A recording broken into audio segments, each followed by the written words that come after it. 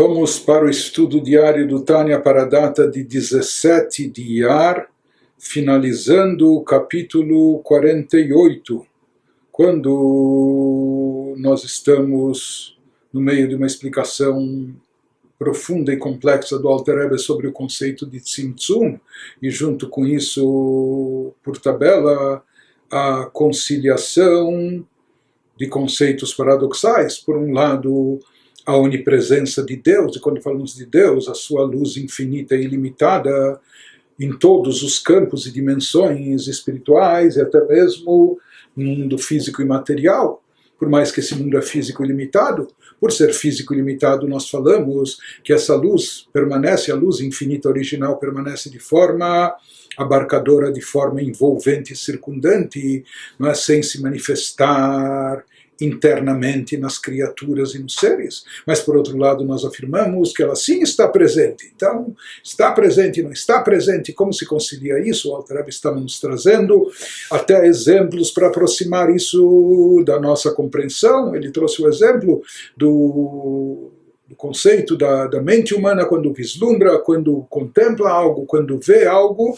Então, quando vê um objeto, o objeto está dentro da mente do indivíduo, e a mente do indivíduo e seu pensamento abarcam, cercam todo o objeto, mas não na prática, apenas na teoria, apenas a forma do objeto. Por isso, esse pensamento que abarca pode envolver o objeto por completo, da cabeça aos pés, mas ele não tem influência direta ou impacto sobre o objeto. Por outro lado, nós vimos, diferente é no caso do pensamento de Deus, que o pensamento de Deus não é o pensamento da criatura, completamente distinto e etc. O pensamento de Deus, ele abarca e de fato não só a forma, mas também a matéria, não só externamente, não só envolve de forma só no pensamento teórico, só na ilusão, na imaginação, mas não, no caso de Deus, o pensamento e conhecimento divino envolvem na prática, efetivamente, todos os seres e criaturas estando presentes dentro deles, impactando, influenciando de forma definitiva, não é? E, na verdade, proporcionando a eles a sua própria existência através desse conhecimento divino. Apenas que nós, pelo fato de não notarmos e percebermos isso, todas as criaturas, como elas não são capazes de comportar e conter essa revelação divina intensa, infinita e ilimitada, então para as criaturas essa revelação permanece oculta e encoberta, como que condensada, e apenas um resquício minoritário, ínfimo, é o que vai aparecer e dar vida para os seres e criaturas. Mas esse assunto é muito profundo e complexo, por isso continua o Alter Rebbe nos explicando e trazendo mais exemplos e ilustrações para aproximar isso um pouco mais da nossa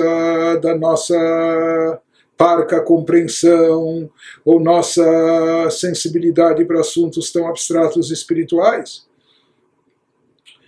Então, para explicar isso mais ainda, o Alter Rebbe nos vai trazer mais um exemplo relacionado com o mundo físico e terrestre.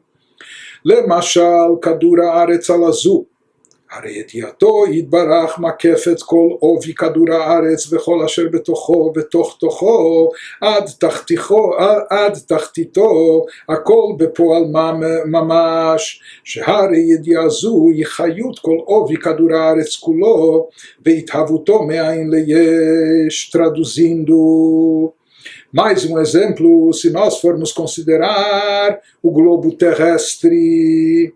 Então, como o globo terrestre existe e tem vida, então isso é baseado, conforme já vimos, conforme está explicado nos livros místicos, o conhecimento de Deus abarca, envolve, cerca, abarca toda a espessura do globo terrestre e tudo que há dentro dele, até o seu cerne, extremidade. E quando nós falamos que o conhecimento de Deus cerca, abarca todo o globo terrestre, não é só numa visualização, não é só num pensamento teórico, não é só numa imaginação, mas é na prática e de fato, efetivamente. Ou seja, o pensamento, o conhecimento de Deus abarca tudo de maneira real e efetiva. Por quê? Porque na realidade esse conhecimento é na verdade a energia que sustenta a Terra inteira. Esse conhecimento, não só que ele também está presente, ele pode estar presente, ele precisa estar presente porque ele é a fonte de energia que sustenta a Terra inteira, que não só dá vida ao mundo, mas dá existência. Não só porque dar vida pode haver um corpo sem vida, um corpo morto, o corpo está lá, só que ele está sem vida.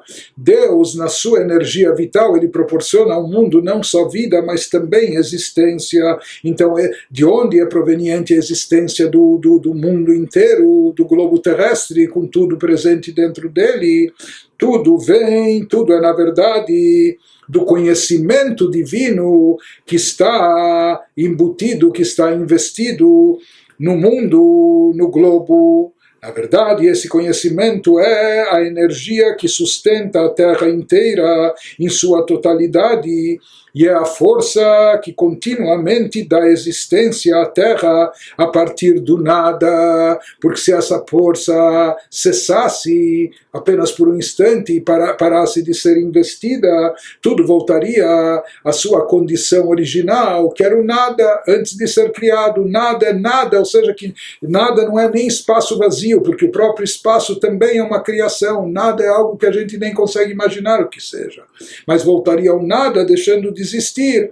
Então essa atuação divina tem que ser contínua, constante, ininterrupta, e onde, como se manifesta como se expressa essa energia divina que é injetada no mundo, em todas as criaturas do globo terrestre continuamente, no fato do conhecimento de Deus, dos mundos estarem presentes no seu conhecimento, o conhecimento de Deus estar abarcando todo o globo terrestre com todas as suas criaturas, com todos os seus seres. Então, na realidade, tudo recebe vida e existência. O globo terrestre inteiro, com todos os seus seres e criaturas, em todas as minúcias e detalhes, recebe a sua vitalidade do conhecimento de Deus que está investido no mundo ou revestido no mundo. Por isso, obrigatoriamente, esse conhecimento de Deus que abarca, que circunda toda a Terra com todos os seus detalhes e minúcias, isso não é apenas na imaginação, mas isso é algo efetivo na prática.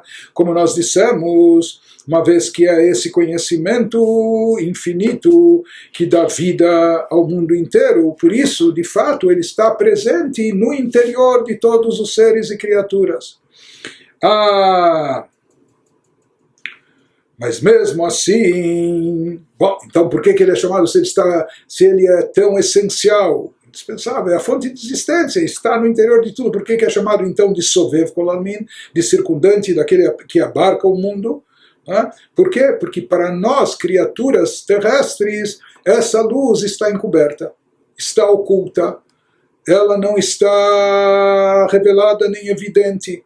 O que a gente sente de forma palpável e revelado é a matéria, o mundo terrestre, é o mineral sem vida, ou o vegetal, que só tem crescimento vegetativo. Então ele nos diz, por isso o mundo foi criado da forma que ele é e que está agora aos nossos olhos, sem ser perceptível divindade, sem se perceber espiritualidade, sem se perceber até a vitalidade, etc. Por quê? Porque essa luz essencial, tão importante, não tão importante, que é tudo, é a fonte de existência de tudo, está encoberta e oculta. Apenas ele nos diz, רק שלא היה מתהווה כמות שהוא עתה, בעל גבול ותכלית וחיות מועטת מאוד, כדי בחינת דומם וצומח, אם לא על ידי צמצומים רבים ועצומים, שצמצמו האור והחיות שנתלבש בכדור הארץ, להחיותו ולקיימו בבחינת גבול ותכלית ובבחינת דומם וצומח בלבד, traduzindo. Ele nos fala, porém a Terra não poderia ter sido criada com sua condição atual. Qual é a sua condição atual? Seres limitados, criaturas finitas. universos delineados por características específicas, que isso também indica uma limitação. Então a Terra não poderia ter sido criada da forma que ela é hoje, limitada e finita, apenas com uma energia muito minúscula. O que a gente percebe aqui na Terra, em termos de energia vital, é algo muito minúsculo, que torna possíveis, como nós dissemos, as formas minerais, inorgânicas e vegetais, né? Onde a gente nem nota movimento, nem nota um crescimento acentuado, ou não nota vestígio de vida, etc. Então essas criaturas, por exemplo, nem poderiam surgir se não fosse pelas diminuições numerosas e intensas que diminuíram a luz e a energia enredadas no globo terrestre. Se não tivesse havido todos os tzimtzumim, toda aquela condensação, limitação e ocultamento da luz original essencial, que é infinita e ilimitada, que é uma fonte de energia e de vitalidade infinitas e ilimitadas. Então, para poder surgir criaturas tão limitadas como essas, era necessário encobrir totalmente essa luz. Por isso ele nos diz, essa energia enredada no globo terrestre a fim de vivificá-lo e sustentá-lo, de modo que fossem extremamente limitadas, suficientes para vivificar meros objetos inanimados e plantas imóveis, ou seja, onde a gente não vê e não nota nenhum tipo de energia vital presente e revelada. Isso que ele nos fala, que todos esses tzimtzumim, esses encobrimentos, eles vêm ocultar a luz infinita de Deus, diminuir a sua revelação para que ela permaneça encoberta. Porque se ela fosse sentida ou pressentida pelas criaturas, e que de fato, porque na verdade ela é a fonte de energia de todas as criaturas, ela está envolvendo as criaturas, só existem porque elas estão presentes dentro do pensamento, conhecimento de Deus, que é essa luz infinita.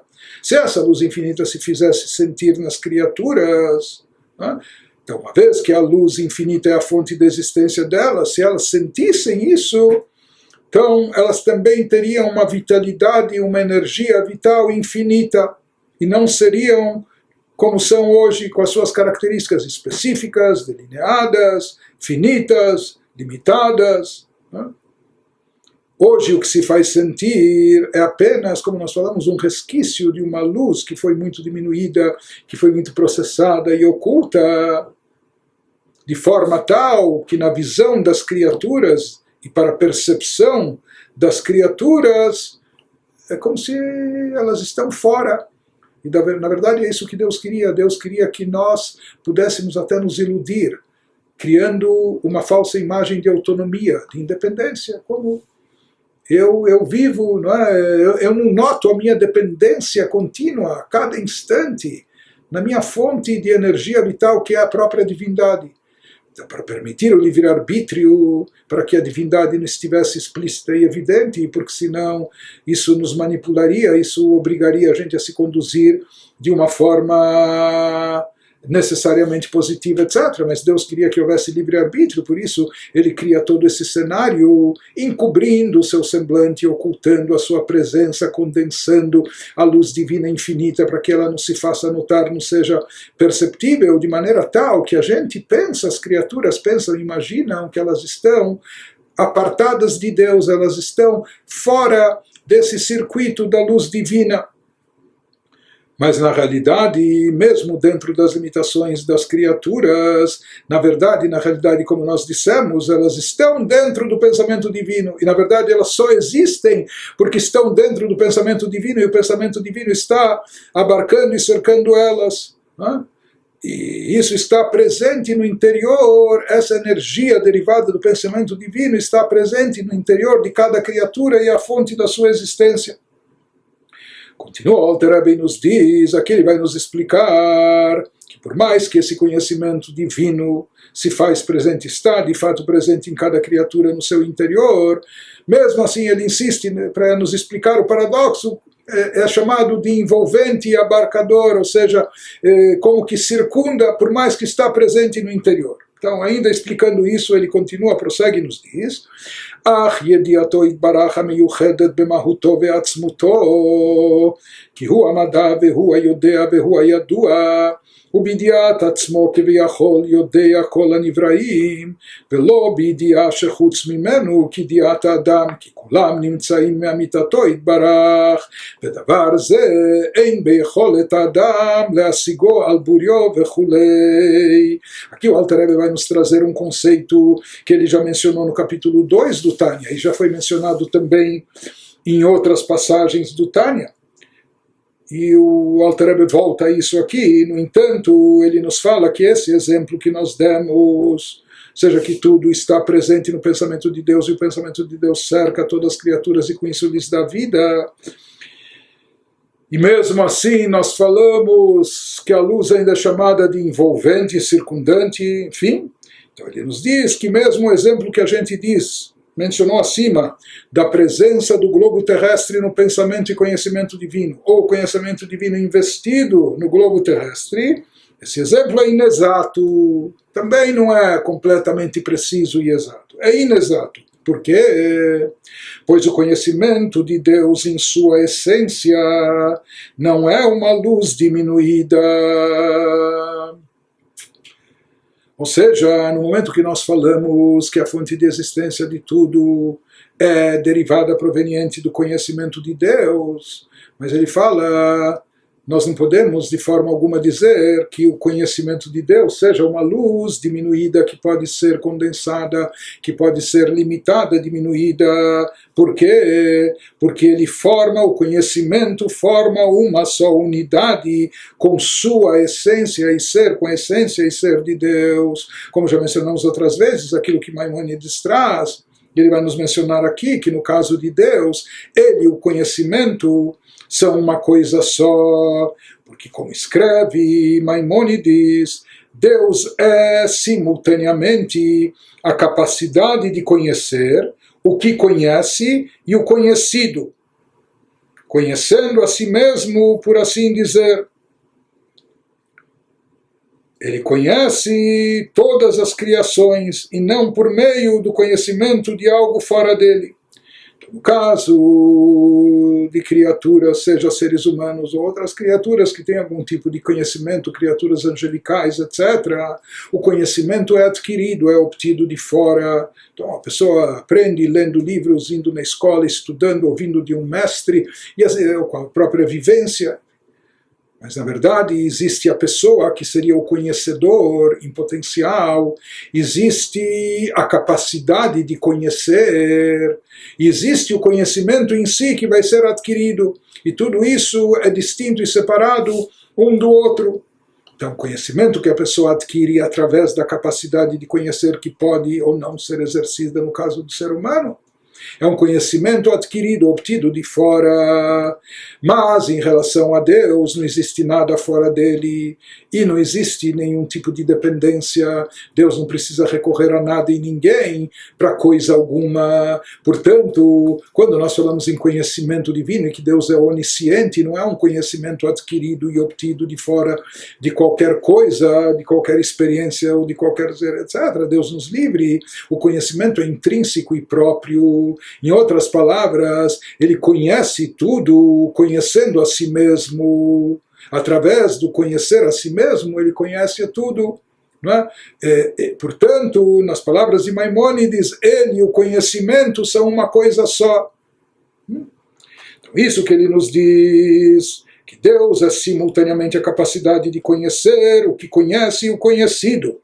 Conhecendo a si mesmo, por assim dizer, ele conhece todas as criações, e não por meio do conhecimento de algo fora dele, como é o conhecimento humano, pois toda existência se deriva de sua verdadeira existência.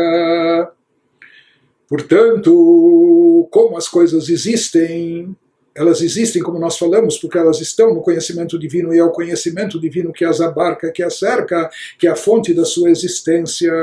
Isso significa, já que Deus, ele e o conhecimento são uma coisa só, e Deus é a única existência verdadeira, real e absoluta, que não depende de nada, de ninguém, etc. Portanto, é a única existência absoluta. Portanto, todo o resto, tudo que existe, existe em função da existência de Deus. Como nós falamos, já que está dentro do pensamento divino, o pensamento divino está cercando todo o globo terrestre, todo o mundo, né? Então, pelo fato de estar no conhecimento de Deus. E o que significa isso? Que Deus, ele e o seu conhecimento são uma coisa só.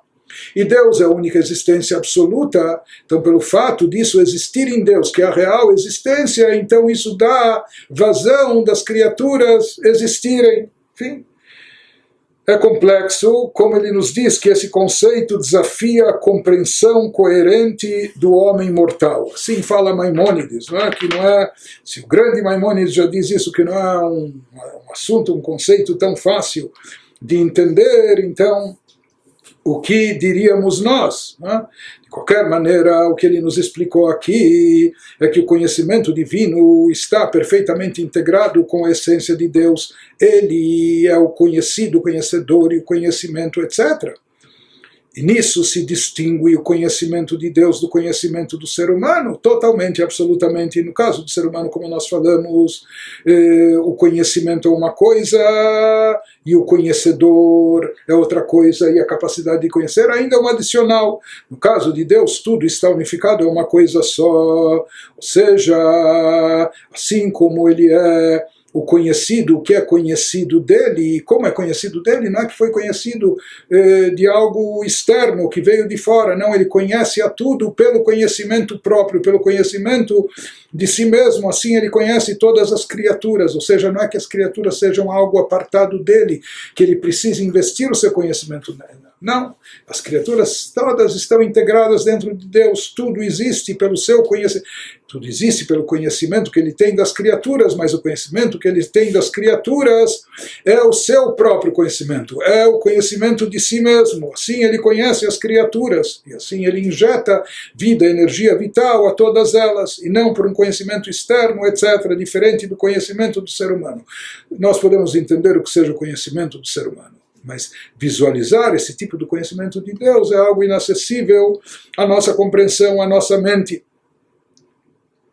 De qualquer maneira, aqui o Alter Rebbe ainda traz um adendo, e nesse adendo também ele nos remete a algo que ele já mencionou no capítulo 2 também, quando lá nós falamos de uma controvérsia célebre que existe entre os grandes mestres nossos do século passado, Idade Média, pós-Idade Média, etc. Então, haviam grandes mestres encabeçados pelo Maharal de Praga, o famoso Maharal de Praga, que divergiam de Maimônides nessa afirmação, quando ele dizia que Deus, ele é o conhecimento, ele é onisciente, como se ele é o conhecimento, como dizendo que o conhecimento define Deus, se ele é o conhecimento onisciente, conhecimento infinito, etc.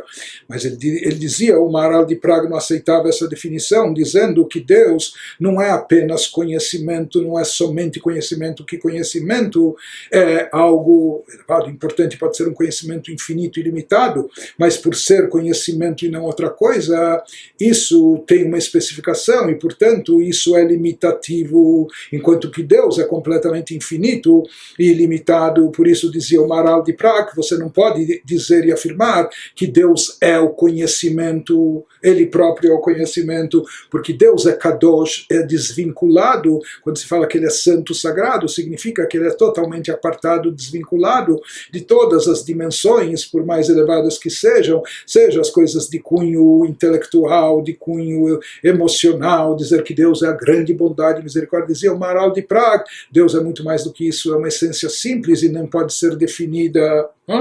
Assim afirmava o Maharal, discutindo com Maimônides, que o precedeu por alguns séculos dessa afirmação que Maimônides fez. Por isso ele diz, nós chamamos Deus a Kadosh Baruch Hu, o sagrado, o santíssimo, bendito seja, que sagrado, santo significa desvinculado, apartado, elevado, e não chamamos o conhecimento, bendito seja. Não é?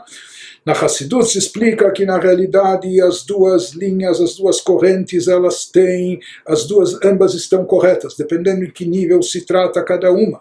Se fala que Deus na sua essência de fato é Kadosh, é desvinculado, é apartado, como afirmava o Maharal de Praga, na sua essência superior, na sua essência anterior, original. Porém, depois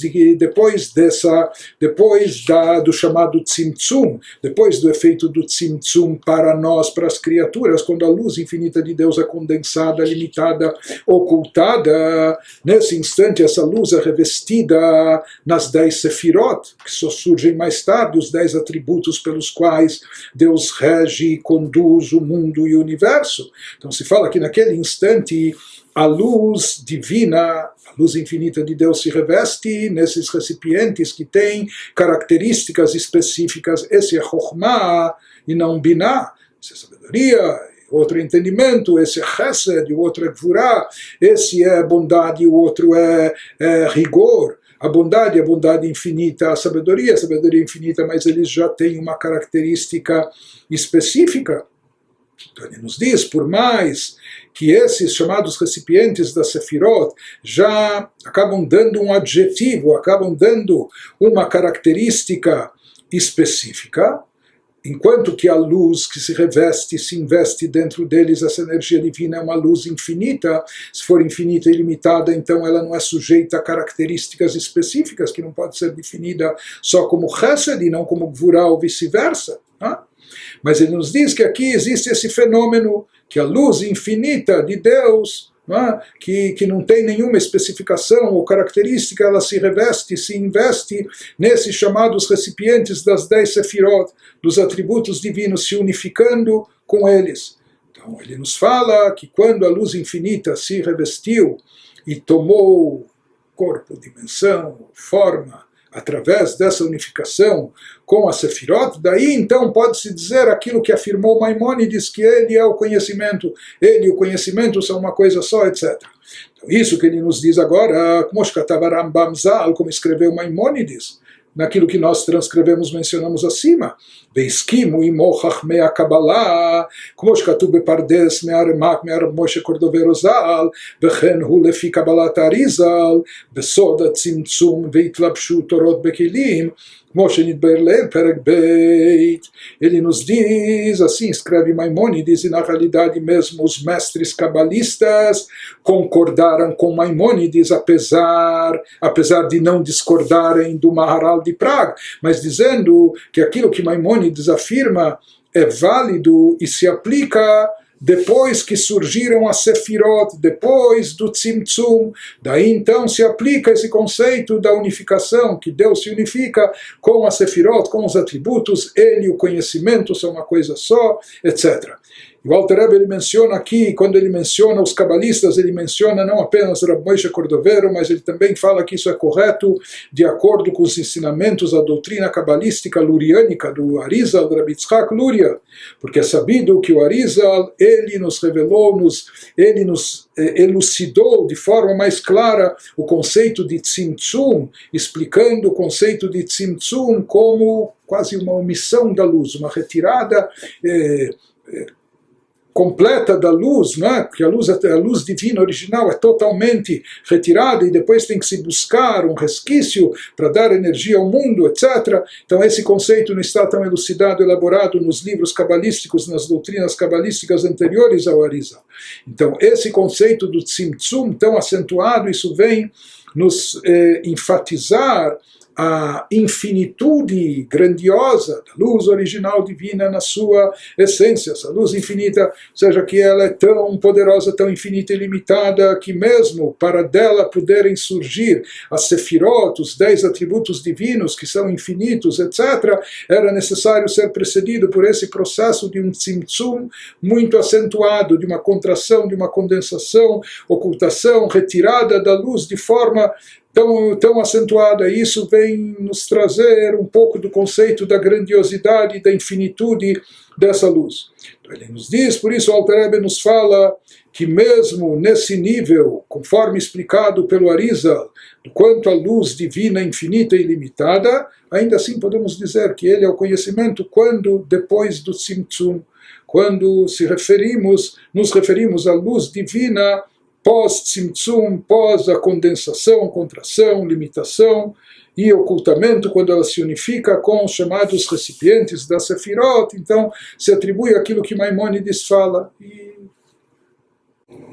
como nós estamos vendo nessas passagens profundas e místicas, o Alter Rebbe tudo está aqui conciliando os paradoxos, não é?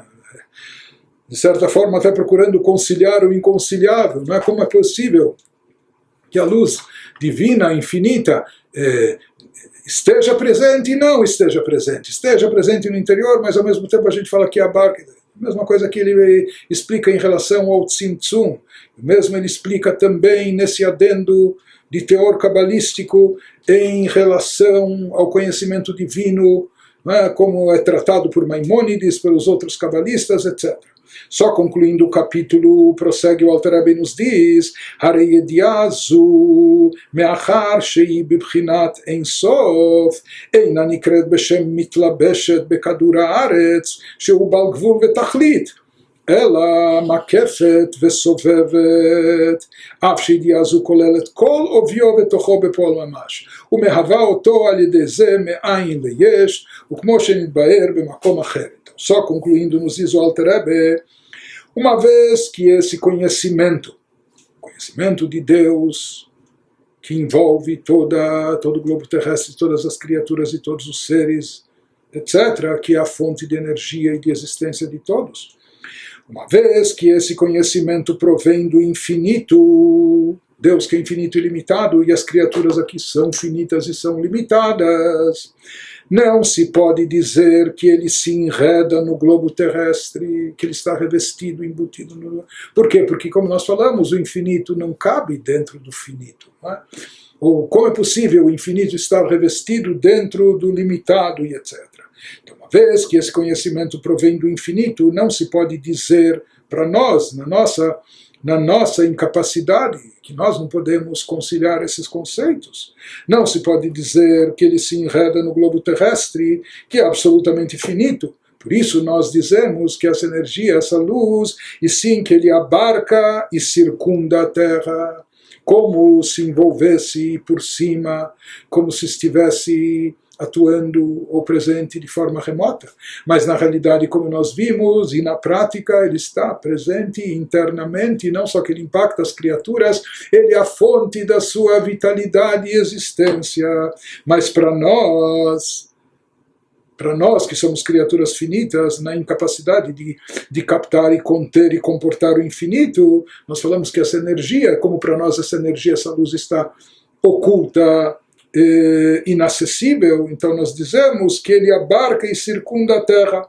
Apesar que na prática, como nós vimos, paradoxalmente, apesar de que toda a espessura da Terra e tudo que há dentro dela estão de fato incluídos nesse conhecimento, estão dentro do conhecimento, e o conhecimento está embutido dentro disso, e a luz diminuída desse conhecimento cria o mundo a partir do nada. É essa luz que cria e segue criando a cada instante o mundo, retirando ele do nada absoluto.